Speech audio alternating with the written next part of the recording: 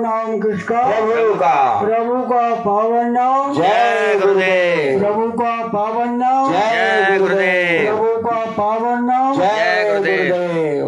सर्वत्र स्मरणीय परम पूज्य स्वामी जी महाराज और हमारे मालिक के आनंद प्रेमी सबको मेरा कोट कोट प्रणाम। सबसे पहले अपने हम गुजारिश करेंगे कि बोरे वाले सब खड़े हो जाएं।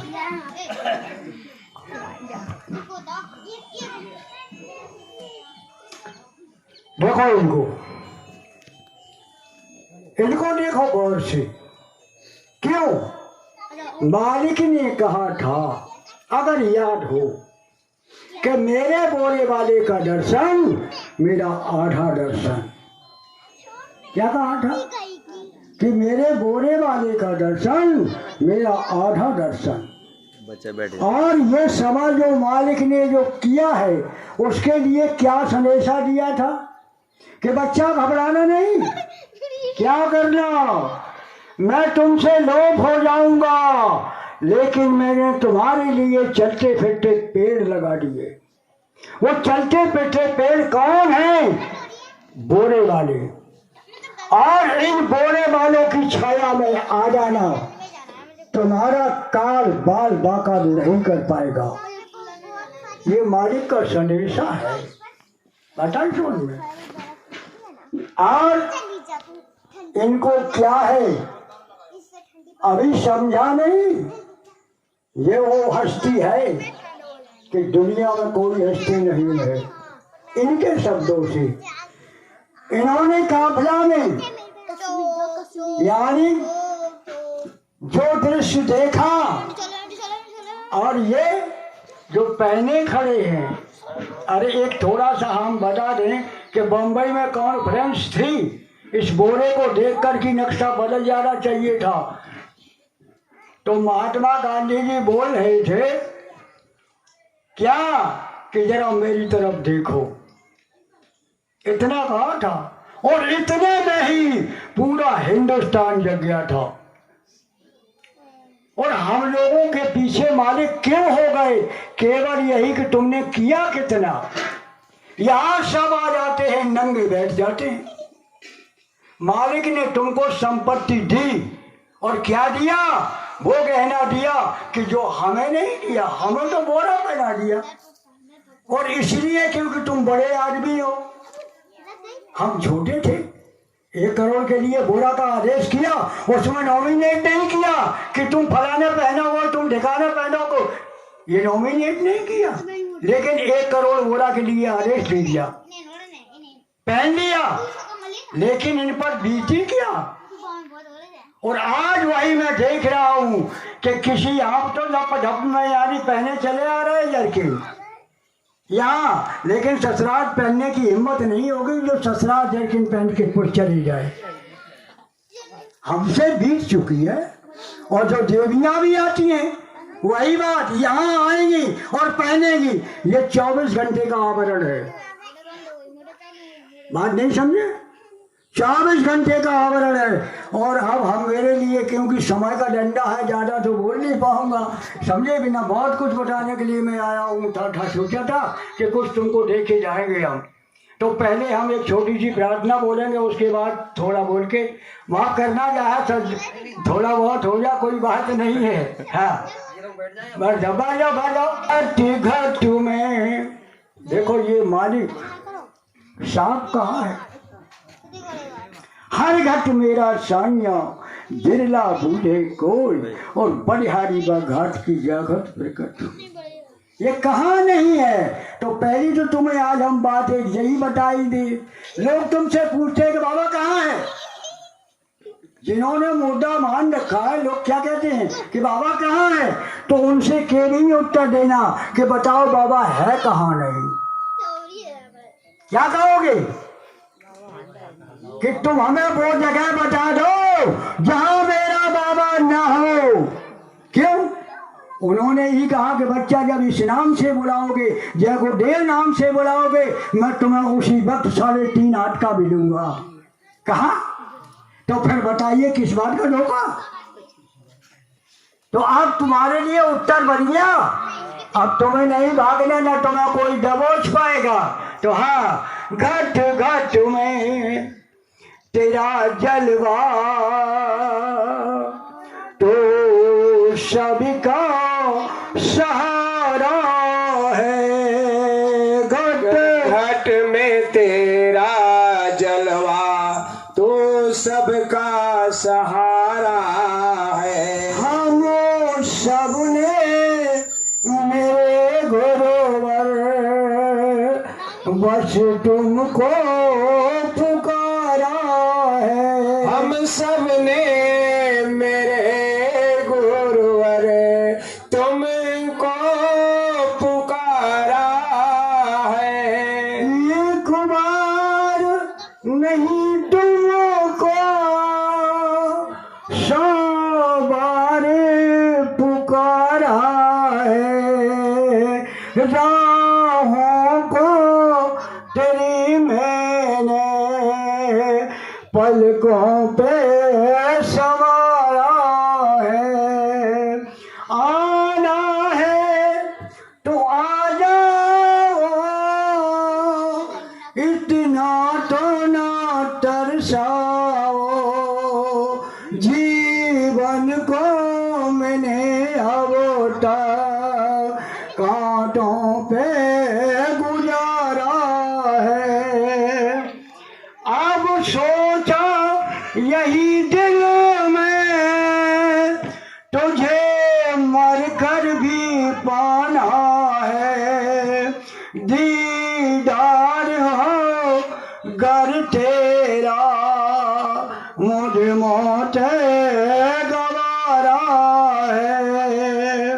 जय गुरुदेव स्वामी मेरे, सेवक की पुकार सुन लो। अश्कों के समुंदर में अब डूबा किनारा है। अश्कों के समुंदर में अब डूबा किनारा है। जय गुरुदेव। इन्हें जब काम किसी से करवाना, जो मैंने पहले कहा था कि बच्चा जानते हो इस खोपड़ी में क्या भरा है, चप्पे जाओ रे अरे ठोक के कहते थे। और दूसरा क्या कहते थे, तुमने मुझे हाड़ मास का समझ लिया। दूसरा कहते थे कि खोपड़ी में यानी क्या भरा, और दूसरा कहते थे कि जानते हो मैं हाड़ मास का हूं, फिर भी भूल गए। और इस भूल को आज भी ये भंडारा उड़ा रहा है। हमारी देवियां एक बात को बहुत गौर से सुनेंगी। ये चर्चा चल रही थी, लेकिन जो है कोई बता नहीं रहा था, लेकिन मैंने सोचा कि चलो सामूहिक बता दे।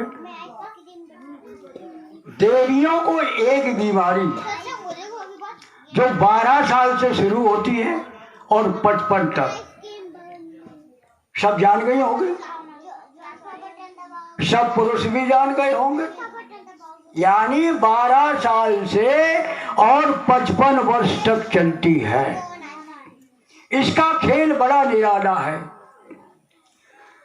मालिक ने कहा था ये काम पहले पुरोहितों का था, पुरोहितों का, लेकिन पुरोहिती बंद हो गई। अब वो बताएगा कौन?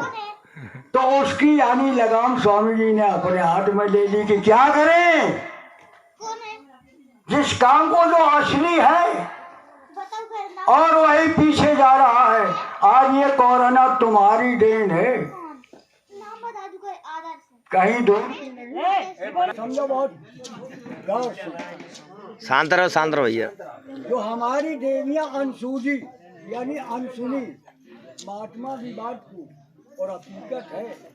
मैंने बचपन से इसको यानी जब मुझे होश आया उसी समय से मैंने इसको समझा। जब इधर नहीं था तब भी की बात बता रहा हूँ। ये आपकी 12 साल से शुरू होने वाली बीमारी कितनी खतरनाक। चलो मांग ले लो, मांग ले लो। इतनी खतरनाक है। शांत रहो बेटा, शांत है। स्वामी जी ने यानी इसको क्यों लिया और उसके लिए कह दिया कि अगर न चेते मेरी बात पर तो ऐसी ऐसी बीमारियां आएंगी जिनका डॉक्टर पता नहीं लगा पाएगा। ये कहा क्यों कहा? क्योंकि तुम लोगों ने अपना संयम तोड़ दिया। पहले राजघरानों में और बड़े घरानों में इसके लिए एक अलग कमरा बनाया जाता था, अलग कमरा बनाया जाता था उन 4 दिनों के लिए, यानी उसका मुंह भी नहीं देखा जाता था। आप सोचिए, ये सबसे बड़ी बात। इसका उदाहरण ये कोई बताएगा नहीं। वक्ता तो हमारे आते हैं और वक्ता करते क्या हैं? वक्ताओं की बात बता रहे, उन्हें यही पता नहीं कि नीम की डाल में टंके तपस्या की जाती है। कोई इतिहास है? नीम की डाल में टंके, हमारे वक्तन को होश ही नहीं और बोल बैठक और बीन बजाए के सांप उनको मस्त होत, उन्हें पता ही नहीं। वक्ता बन के आ जाते हैं और यानी बेचारे भोले वाले समझ नहीं पाते कि क्या बोला क्या कहा, लेकिन ये नहीं जानते कोई ऐसा बैठा है जो जानता है, जो बता देगा। तो आप इसके लिए देवियां जो है घर में अरहर की दाल बनाती हैं। अरहर की दाल तो पहले तो उन्होंने चक्की से और चक्की के बाद फिर पानी में डाली, या मड़फोरी काट करे, मड़फोरी गांव की भाषा में जो अरहर दाल घर में बनाए। अरे अब तो जाए कि तुम चक्की से डराएंगे यार, चक्की से यानी जो है बनवा ले। लेकिन पहले की जो हमारे यहाँ जो चलता था ये उसमें, और उसको यानी जो है कि जब तुमने किया, अगर ऐसी देवी कोई है अगर उसका स्पर्श कर दे तो आज के कुकर टूट जाएंगे लेकिन दाल पकेगी नहीं, दाल पकेगी नहीं। ये सोचो आखिर कितना बड़ा खेल इसमें है। पहला तो तुमको हमने एग्जाम्पल ये दिया। दूसरा, आप मध्य प्रदेश में रहते हैं, आपका मध्य प्रदेश का उदाहरण बता दूं। सब लोग जाते होंगे रतनगढ़ की देवी पे, मध्य प्रदेश के रतनगढ़ जाट हो। रतनगढ़ का इतिहास, वहां पर जो है मांडूला के यहाँ जो वहां की देवी कौन है? मांडूला और गंगाराम दो भैया है।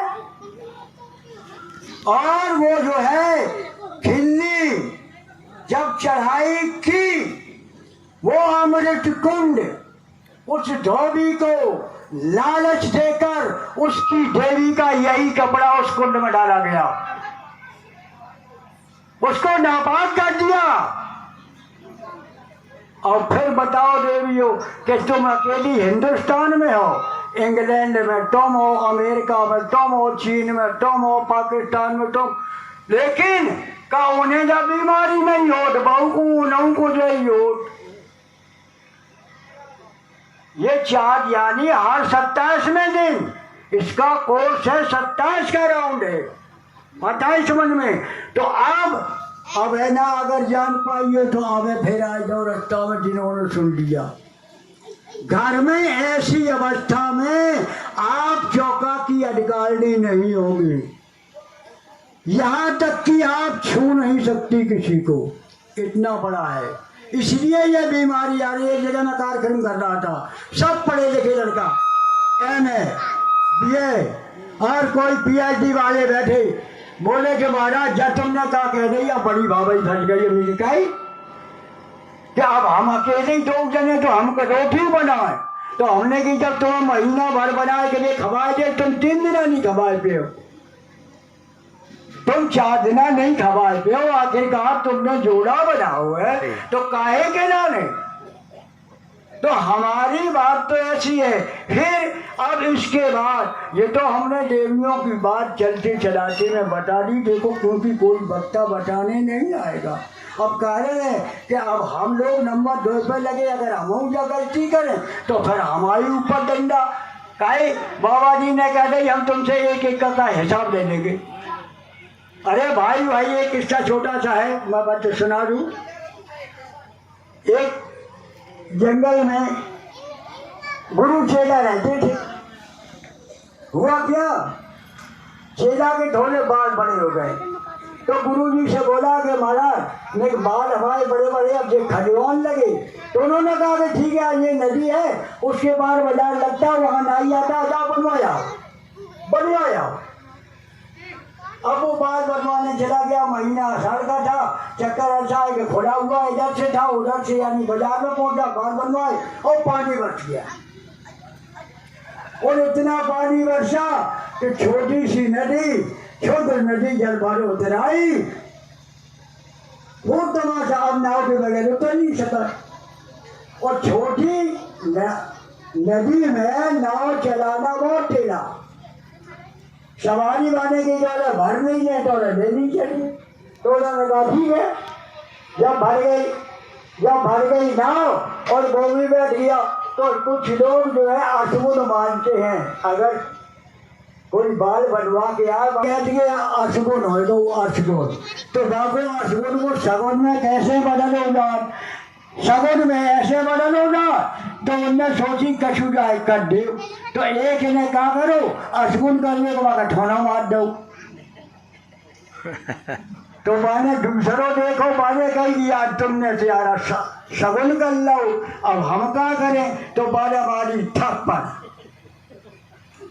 अब बाने थप्पड़ मारी, दूसरे बोले यार तुम 2 जने ने सगुन कर लो, तो अब हम काहे के राजा बाजे उतारो जूता पाए से और मारो झप दे, सगुन होएगा। वो मल्लाह ने नाव छोड़ी, नाव चली, थोड़ी चली और मल्लाह ने कह दी सुन ले सब जने, हमारी ताकत नहीं है जो अब हम नाव पार कर दे। जो लोग पैर लेट हो, तैर लेट हो, बोटा कूद के अपने पार हो जाओ, हम नाव नहीं बचा पे। आज सोचो, जब नाव नहीं बचा पे और आगे चली डूब गई। अब वो तो मालिक आखिर बंदा जो था गुरु भक्त था, वो तो किसी तरीके से यानी पार लग गया और भीगा हुआ पहुंचा। और जब भीगा हुआ पहुंचा तो गुरु ने पूछा कि वे पानी बरस नहीं रहा और तू भीगा कैसे। तो वो कहता कि मालिक नाव डूब गई। कि क्या कहा कि मालिक नाव डूब गई। फिर उन्होंने पूछा कि क्या कहा कि मालिक नाव डूब गई। तू बैठा रहा, क्या कहा, तू बैठा रहा और नाव डूब गई। आप सोचिए, ये मैंने अपने लोगों के लिए कहा है।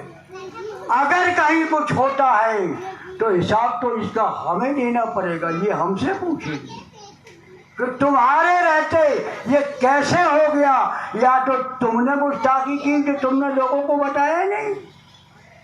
ये हमारी जिम्मेदारी है। अब तुमको एक मालिक की घटना ऐसी बताएंगे, क्योंकि हमारा तो एक उसूल ऐसा रहता है, कौन सा, कि मुए मिलन आवे नहीं और चिट्ठी पत्री ना, बिन बिन देखी जो कहे परे न रखे माहे। हम ज्यादातर अपन दिखी दिखाई बोलत करे, हम इधर उधर की नहीं बोलत। 1 अक्टूबर 22 ये घटना है हमारी फेस टू फेस। 1 अक्टूबर 22 स्थान दिव्यापुर नहर कोठी, वहां पर यानी हर महीने का मासिक सत्संग 2 तारीख को होता है। और जब 2 तारीख को होता है तो पहली तारीख को मैं जो है एक मेरा कार्यक्रम था वहाँ पास में, वहाँ कार्यक्रम करके आए। और उसने क्या किया कि वो पहले यानी हमारे जिला में तमाम बवंडर है, कोई धन वाले हैं तो कोई जग वाले हैं, कहीं कोई फलाने हैं, अरे तमाम रत्ते फंसे फंसा थे, क्या करें। तो उसने जो है कहीं संकल्प ले लिया था कि हमारा फलाना काम हो जाए तो हम ढोली करा देंगे, तो वो ढोली करा रही थी ढोली। तो हमने उससे कहा कि देख हम कल में नहीं आएंगे, तू हमें सोने नहीं देगी, बाजार का चक्कर है, तू अपनी जग कर, हम आएंगे तो अगर थोड़ी देर के लिए। तो हम 1 तारीख को वहाँ पहुँचा, तो कोठी के पास पहुँचा तो एक नीम खड़ा था, इधर पसीजर का टाइम था, एक बहुत ही आदमी, एक साधु तमाम माला डाल के और हमारे सामने हाथ जोड़ के खड़े हुए थे, कपड़ा सफेद पहने लेकिन माला तमाम, और हाथ जोड़ के खड़े हुए को बोलो जय गुरुदेव महाराज। हमने की जय गुरुदेव कि कहा एक बात बताओ कि जय गुरुदेव के भंडारे में ऐसे हो। हमने की कैसे हो कि अब हम एक जय गुरुदेव के भंडारे से आए रहे, उनके शब्द, एक जय गुरुदेव के भंडारे से आए रहे, हम वहां पर खड़े रहे, लेकिन मुझे किसी ने खाने के लिए नहीं कहा। आप सोचिए, मुझे खाने के लिए नहीं कहा। तो हमने कही या ऐसे तो होते नहीं। अभी यहाँ भंडारा चलेगा तो यहाँ पर किसी को नॉमिनेट किया जाएगा कि कानपुर वाले चलो, पानीपत वाले चलो, या वहाँ वाले यहाँ वाले, ये तो किसी को कहा नहीं जाएगा। अरे चौका खाली कह दिया जाएगा कि भाई देखो खाली है तो सब लोग बैठ जाओ। तो हमने कि ये तो होता नहीं, हमने कि ये तो होता नहीं। हाँ बात ये थी। तो उन्होंने क्या कहा, बात बहुत बड़ी है, इसको समझने की कोशिश करो। सत्संगी का ये मालिक ने चलते चलाते बताया है। अब तो उन्होंने एक ही शब्द कहा, मेरे सामने जेब पलट दी। इसको समझने की कोशिश करो, जरा कान को खोल के बात को बंद करके सत्संगियों जरा गौर से सुनने की कोशिश करो। मेरे सामने जेब को उलट दिया। अब क्या बोले कि कैसे खा लेता बच्चा, कैसे खा लेता, सेवा के लिए 2 पैसे नहीं, कैसे खा लेता कि मेरे पास सेवा के लिए 2 पैसे नहीं। आप सोचिए, हाँ खा लेता तो यदि करवाने वाला खुद हमसे कहता। बात बहुत है और सोचने की है ये सब। तो हमने यानी देखा, सोचा कि अब ये वहाँ खा के नहीं आए, तो हमने उनसे आरजू की कि देखो ये कार्यक्रम चल रहा है, लाउड स्पीकर बज रहा है, तो आप मेरे साथ चलें और मेरे साथ चले, पहले खा पेट में डाल लें और उसके बाद में आप जाएं। फिर वही बात की कि मेरे पास सेवा के लिए नहीं है, मैं खाने का अधिकारी नहीं हूँ, मैं नहीं खा सकता। अब मैंने सोचा कि आप ये उधर भी खाने के लिए नहीं जाना चाहते हैं, और बोले कि मुझे बहुत जल्दी इटावा जाना है क्योंकि गाड़ी आ गई थी कानपुर से और हमें इटावा जाना है। मेरी इंतजारी में लोग बैठे हैं स्टेशन पर, समझे। तो मैंने सोचा, मेरे पास पर्स पड़ा था, उसमें कुल 50 रुपए थे। तो मैंने सोचा कि जब ये जाएंगे तो आखिर कैसे जाएंगे। तो हमने पर्स को निकाल यानी हाथ लगाया, है मैं 1 पैसा नहीं दूंगा। जानते हो, मेरी इंतजारी में लोग स्टेशन पर बैठे हैं, लेकिन बीच में एक घटना हुई। उस घटना को सुनो तो और भी आएगा कि जब मैं उस भंडारे से चला तो मैंने सोचा गाड़ी का टाइम हो गया, और गाड़ी का टाइम हो गया तो जल्दी चले। तो हमने सोचा तब तक एक ऑटो वाला आ गया। ऑटो वाले को मैंने हाथ दिया, और हाथ देने के बाद जब उसने रोक दिया कि देखो ध्यान रखना एक बात, क्या कि ऑटो तुमने खड़ा कर दिया सवारी है कि हम स्टेशन चल रहे। तो मैंने कहा कि देखो मेरे पास पैसा नहीं है, अगर ले चलो तो टैक्सी गाओ, ना ले चलो तो टैक्सी गाओ। तो उसने कहा कि दिन भर कमाते हैं, अरे तुम नहीं दोगे तो कोई बात नहीं। तो हम उसके ऑटो पर बैठ गए। आगे उसका मूड बदल गया। और मूड क्या बदला कि अब हमसे 2 सवारी लेके जाए तो हम ऑटो सब्जी में खड़ा कर लिया। अब वो भी इंतजारी कर रहा कि दूसरा ऑटो वाला कोई आ जाए तो हम उस पर इनको बिठा लें, और ताकि बाद हम अपना और दूसरी सवारी ले जाके। दूसरा ऑटो वाला आ गया, गाड़ी का टाइम। तो अब जब वो आया तो उसने ऑटो वाले ने उसको हाथ दिया, ऑटो वाले को। जब ऑटो वाले को हाथ दिया उसने रोक दिया, अरे जल्दी बैठो, गाड़ी का समय होगा, जल्दी बैठो।